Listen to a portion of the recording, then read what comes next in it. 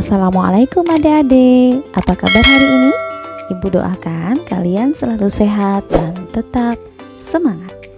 Kita jumpa lagi bersama saya, Ibu Ani, di Ayo Belajar Channel.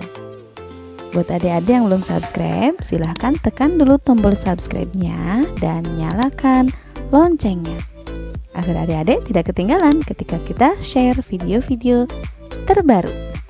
Pada kesempatan kali ini kita akan membahas materi tentang sistem pernafasan manusia. Namun, sebelum kita memasuki ke pembahasan materinya, mari kita awali kegiatan kita dengan berdoa. Nah, kalau sudah, langsung saja coba adik-adik perhatikan gambar berikut. Gambar apakah ini? Nah, di sana tampak seorang pria sedang meniup kaca ya, atau menghembuskan nafas di depan kaca. Apakah adik-adik pernah melakukan hal yang sama? Nah, kalau pernah, apa yang terjadi ketika kita meniupkan atau menghembuskan nafas ke kaca, atau kita meniup kaca? Baik, di sana akan timbul uap air ya di kacanya atau di cerminnya. Nah, kira-kira dari manakah uap air itu berasal? Ada yang tahu jawabannya? Nah, yang belum tahu jawabannya, silahkan simak baik-baik videonya. Salah satu ciri makhluk hidup adalah bernafas, di mana bernafas adalah satu proses pengambilan oksigen dari lingkungan dan pengeluaran karbon dioksida serta uap air dari dalam tubuh kita ke lingkungan. Jadi bernafas adalah pengambilan oksigen dan pengeluaran karbon dioksida dan uap air. Nah, pada saat kita meniup kaca atau menghembuskan nafas kita di depan kaca, tadi timbul uap air. Kenapa? Karena ternyata ketika kita bernafas itu mengeluarkan karbon dioksida dan uap air. Nah, di sini ada perbedaan antara bernafas dan respirasi, di mana respirasi adalah proses penggunaan oksigen di dalam sel untuk menghasilkan energi. Pernafasan itu sendiri melalui dua fase. Fase yang pertama ada inspirasi, yaitu proses masuknya udara ke dalam paru-paru atau proses menghirup udara. Fase yang kedua yaitu fase ekspirasi, adalah proses mengeluarkan udara dari paru-paru atau menghembuskan nafas, membuang. Kalau inspirasi itu menghirup, kalau ekspirasi itu mengeluarkan atau menghembuskan. Bisa difahami ya? Selanjutnya, ada organ apa sajakah yang terlibat dalam sistem pernafasan manusia? Ada yang sudah tahu? Organnya sebagai berikut. Coba adik-adik perhatikan. Ada rongga hidung, ada rongga mulut, trakea, bronkiolus, alveolus, diafragma, tulang rusuk, bronkus, dan laring. Apakah semua organ ini merupakan organ pernafasan? Kita bahas satu-satu ya. Organ pernafasan yang pertama adalah hidung. Semua punya hidung ya, dan semua tahu ya hidungnya di mana. Hidung merupakan tempat pertama kali udara masuk, atau organ pernafasan paling luar ya, itu hidung. Di mana di dalam hidung itu terdapat rambut-rambut hidung yang berfungsi untuk menyaring debu atau kotoran yang masuk bersamaan dengan udara pernafasan. Kemudian yang kedua ada selaput lendir. Selaput lendir berfungsi untuk mengatur suhu udara pernafasan. Organ yang selanjutnya ada faring. Nah, coba adik-adik perhatikan gambarnya. Faring berfungsi sebagai saluran penghubung antara mulut dan tenggorokan. Fungsi yang kedua sebagai jalur masuk udara dan makanan. Kemudian yang ketiga sebagai ruang resonansi udara.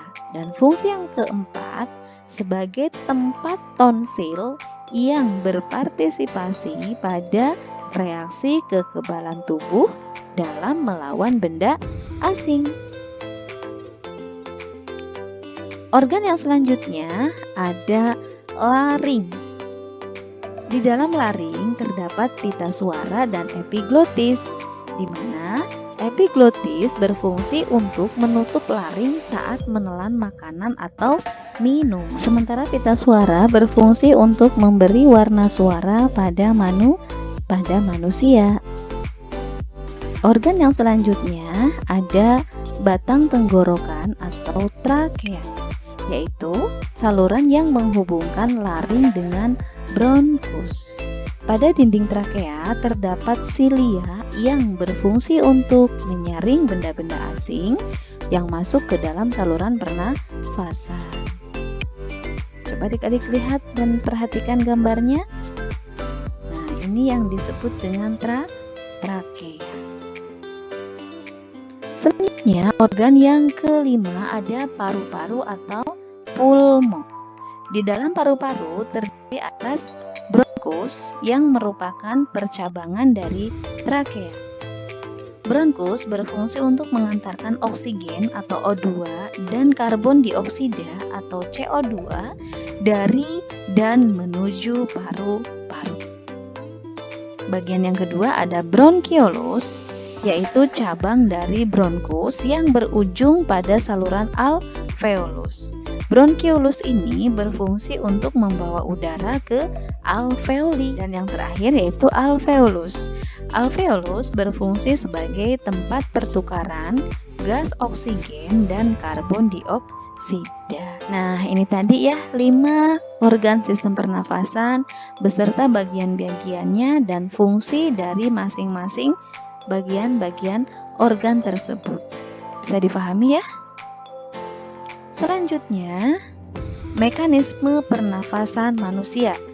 Ada 2, yang pertama ada pernafasan dada, yaitu pernafasan yang melibatkan otot antar tulang rusuk, di mana mengalami 2 fase, yang pertama inspirasi dan yang kedua ekspirasi. Pada saat proses atau fase inspirasi, otot antar tulang rusuk akan berkontraksi sehingga tulang rusuk terangkat. Dengan demikian, volume rongga dada membesar dan tekanan dalam rongga dada mengecil, lebih kecil dari tekanan di luar, sehingga udara dari luar masuk ke paru-paru. Nah, inilah proses inspirasi pada pernafasan dada. Yang kedua yaitu fase ekspirasi, di mana pada fase ini otot antar tulang rusuk berelaksasi atau kembali pada keadaan semula. Kemudian tulang rusuk menjadi turun dan volume rongga dada mengecil. Dengan demikian, tekanan dalam rongga dada membesar, lebih besar dari tekanan di luar, sehingga udara bergerak keluar dari paru-paru. Nah, ini proses inspirasi dan ekspirasi pada pernafasan dada. Selanjutnya, yang kedua, mekanisme pernafasan yang kedua yaitu pernafasan perut, yaitu pernafasan yang melibatkan otot diafragma. Seperti halnya pernafasan dada, pernafasan perut juga mengalami 2 fase, yaitu inspirasi dan ekspirasi. Pada fase inspirasi, otot diafragma berkontraksi sehingga dinding diafragma mendatar.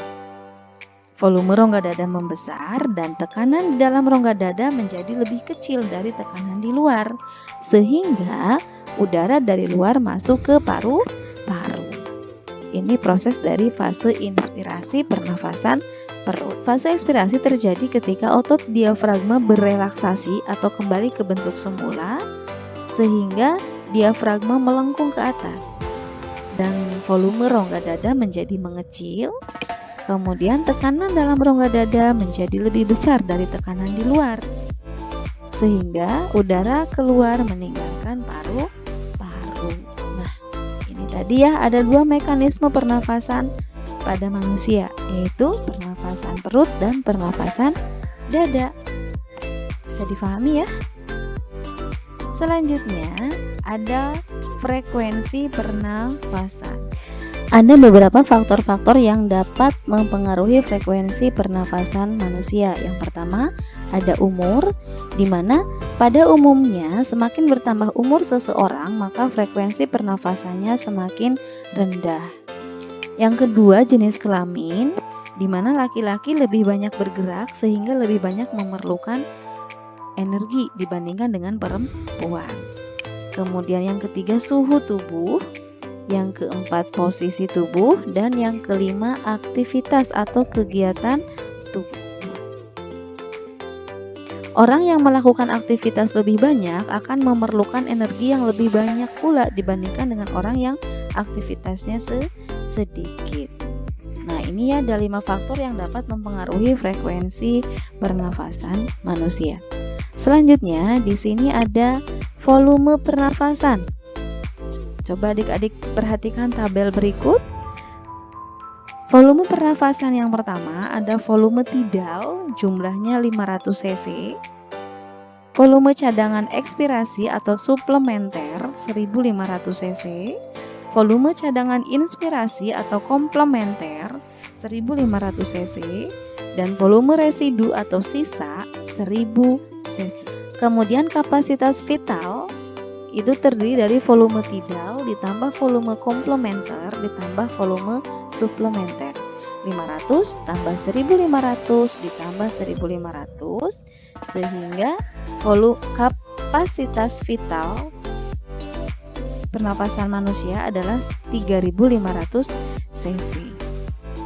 Dengan demikian dapat disimpulkan volume total paru-paru yang terdiri dari volume residu dan kapasitas vital adalah 3500 ditambah 1000 sehingga volume total paru-paru kita adalah 4500 cc.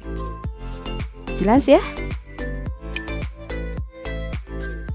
Yang terakhir, ada gangguan pada sistem pernafasan manusia. Yang pertama, influenza disebabkan oleh virus influenza. Yang kedua ada asma, mayoritas disebabkan dari faktor lingkungan seperti asap rokok, debu, bulu hewan, cuaca, dan lain-lain. Yang ketiga ada tonsilitis atau amandel disebabkan oleh infeksi virus adenovirus, rhinovirus, influenza, dan coronavirus. Yang keempat ada faringitis atau infeksi faring disebabkan oleh virus adenovirus, rhinovirus, orthomyxovirus, coronavirus, ada bakteri Streptococcus pyogenes, dan jamur. Yang kelima ada laringitis disebabkan oleh penggunaan pita suara berlebihan. Bisa juga oleh iritasi dan infeksi pada laring. Pneumonia, infeksi pada bronkiolus atau alveolus disebabkan karena adanya infeksi virus, bakteri Streptococcus pyogenes, dan jamur. 7. Ada tuberkulosis atau TBC disebabkan oleh bakteri Mycobacterium tuberculosis. 8. Ada bronkitis disebabkan oleh peradangan pada bronkus. 9. Ada kanker paru-paru disebabkan oleh pertumbuhan sel-sel yang tidak terkendali pada jaringan dalam paru-paru. Nah, lalu bagaimana cara mengatasinya? Upaya pencegahannya bisa kita lakukan yang pertama dengan memperbanyak minum air putih. Yang kedua, memakai masker. Yang ketiga, mengkonsumsi vitamin C. Mengkonsumsi makanan yang banyak mengandung zat besi. Yang kelima, menanam berbagai tanaman. Yang keenam, menjaga kebersihan rumah ya biar tidak banyak debu. Yang ketujuh, hindari merokok. Tentu saja dengan tetap menjaga pola hidup sehat ya dan berolahraga secara teratur. Nah, demikian tadi pembahasan materi tentang sistem pernafasan manusia. Terima kasih dan nantikan kita di video-video selanjutnya. Wassalamualaikum warahmatullahi wabarakatuh. Sampai jumpa.